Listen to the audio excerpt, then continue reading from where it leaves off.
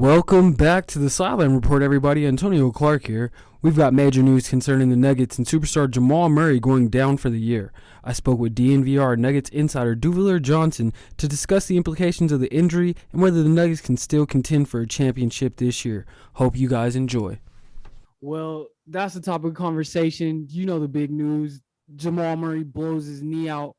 What does that mean for the Nuggets' title chances this year? Are they gone? Is it up in a puff of smoke, or do the Nuggets still have a chance to possibly get out the West?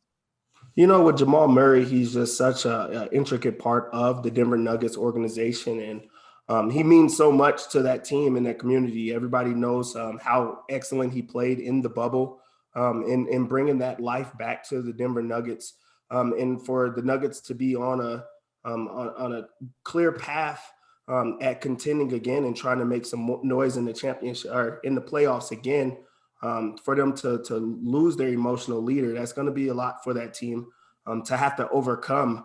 But they still have the MVP front runner in Nikola Jokic, and the Nuggets actually added some pieces that like puts them in a spot where they can still contend and still make a push.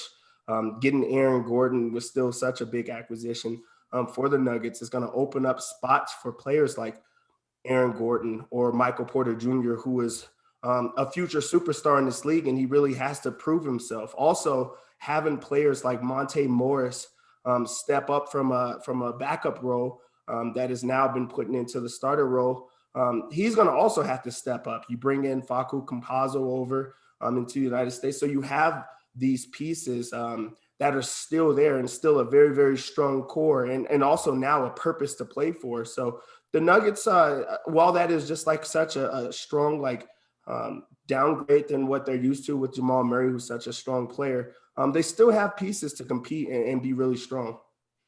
Do you think that there's going to be a vacuum for scoring points with Jamal Murray gone? He was averaging about 21 this year. Do you think it's going to be Michael Porter stepping up and scoring more, getting up into that 25, 26-point range? Or do you think Aaron Gordon, because, he was a number one option in Orlando, but in Denver, he's kind of just been playing his role. Do you see him stepping up? Who do you think is going to take that leap forward to kind of fill that vacuum? With Aaron Gordon, he really does. He was brought in, and he was brought in to be a defensive stopper and a guy that has an assignment to go after those bigger guards, the LeBron James, Luka, Kawhi Leonard type of molds. But also he's been in a position where he's been the go-to option and he can score. So now he does have to step up into that role. With Michael Porter Jr., like you see the ascension to greatness for him and being able to score the basketball so effortlessly. Now he has to be in a spot where he does have to score the ball. He has to be more efficient. He has to be a part of the offense. And it was good for him to be in a situation that he's learning the offense and learning how to play in the NBA, but now he steps into a role where he has to be that guy, the guy that they knew that he was going to be.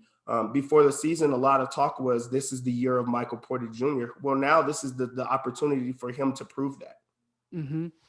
And going back to the Aaron Gordon trade, it's always 2020 hindsight, but do you think the Nuggets regret giving up RJ Hampton with what's just happened? Because I imagine he'd get a larger role, moving forward if Jamal Murray's gone. Do you think the Nuggets maybe regret that a little bit?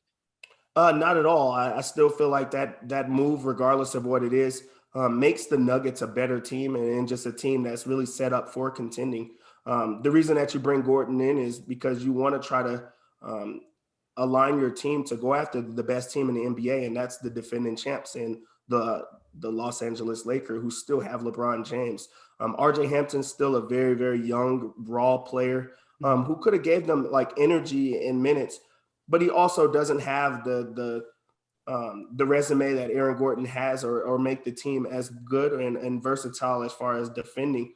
You also still have Monte Morris. You still have Facu Campazzo. You have these other guards that are still there that were getting a lot more minutes than RJ Hampton was getting. So that's not a role that I think that they miss or want. But I do think that RJ Hampton was like a piece of their future that they really did see themselves building around. But they got better. Absolutely. I want to take it over to Nikola Jokic. What he's going to be the first MVP we've ever had in Denver. What has his impact been like? What do you think's the difference between him last year to this year? What things have you seen, being up close and personal? Well, first off, just the ability to be a leader. He's more of a vocal leader, and he's more of a situation of he's not surprising anybody anymore. This is an all-star um, MVP candidate contender on a really good team. So now he understands like what he has to be, and he's did it in the work and the effort that he's putting in the weight room. That's the first thing that stands out when you look at Jokic is the way that he changed like his dieting and also just the way that he is. He just looks completely different. But being a leader and also believing that he's one of the best players in the entire world, when you have that mindset and you approach that every single night, it's starting to come. So now you see the consistency and then the taking over, no matter who it is that he's going up against. It seems to come a lot more effortlessly for him.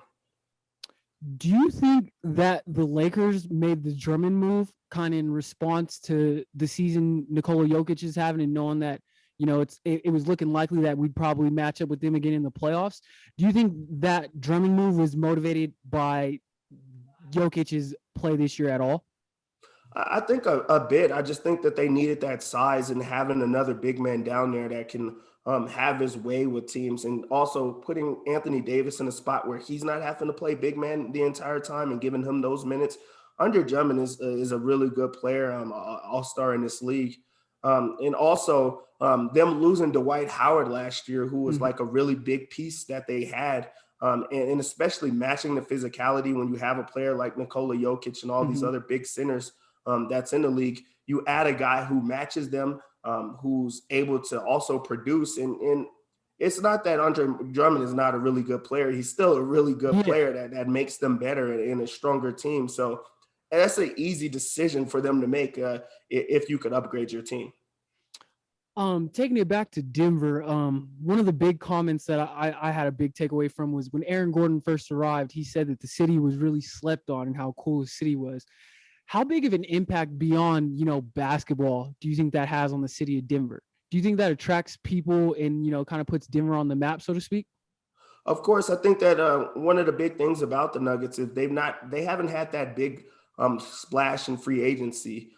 They was always rumored to be with players that got really close, and that started to actually see the progression from that. There was the Kevin Loves, the Dwayne Wades, those type of players that were always like supposed to be around Jimmy Butler, but just never made the decision to actually come in. So for Nuggets to now get Paul Millsap, to now get on Aaron Gordon, and for them to like talk about the pieces of Colorado, I think that it just makes them like relevant, and it makes the rest of the world want to know about the Nuggets. They're already a really good team that's on the rise, and it continues to get better. They have one of the most unselfish superstars in the league in Nikola Jokic. So now when you have other people coming in and finding success, and also coming in and talking about how good of the city is and how good of an organization it is, it does start to build out to the community and makes people want to know what's going on in Denver. So I think that he does add that component of, okay, this is a relevant team that's really good, but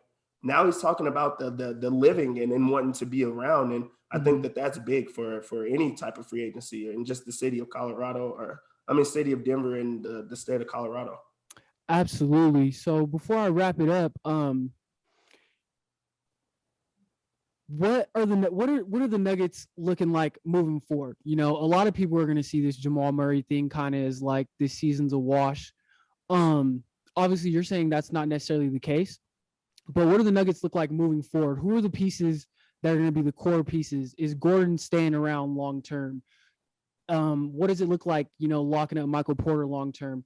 Kind of give me some, just a preview of what the Nuggets could look like 2-3 years down the road.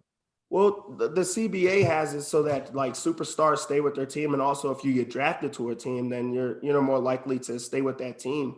And also the Nuggets are just in a piece that they still have their core under contract. You just signed Nikola Jokic and Jamal Murray for a couple of years. You still have Aaron Gordon for one more year, and he sees the success like when everybody was at their strongest, and he hasn't lost many games with the Nuggets. They still have a position where they could move on and go forward, or also they just stop now. But we know that this is a team that's going to fight. They're going to still stick with it and try to get better. And also, you still have young pieces that you could still grow on.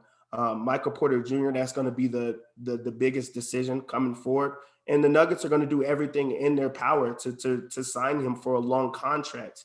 And I do think that he stays. He knows that he's a part of this future. He knows he is the future of the Nuggets. So the Nuggets are actually in a really, really good spot in place where their core is still together. And from there, you could build and you can make everything else. But when you think about the Nuggets, you think about the pieces of Jokic, Jamal Murray, Michael Porter Jr. They formed a big three, and they're going to be around. Mm-hmm. Well, hey, man, I really appreciate you taking the time. Everybody over here on the Western Slope, they're really going to appreciate the insight. I'd love it if we could do this again, as time moves forward. As we get to see the Nuggets play a little bit without Aaron Gordon, I'd love it if we could do this again sometime. Just reach out to me whenever you need me, Antonio. Nice to see you. Yeah, I'm blessed to see you too, man. I miss hooping with you. I got to pull back up to the city so we can get some games in. All right, have a good one. But I'll have this on later tonight, and thank you, bro. I really appreciate it, for real. Of course. Hey, have a good one, bro. You as well.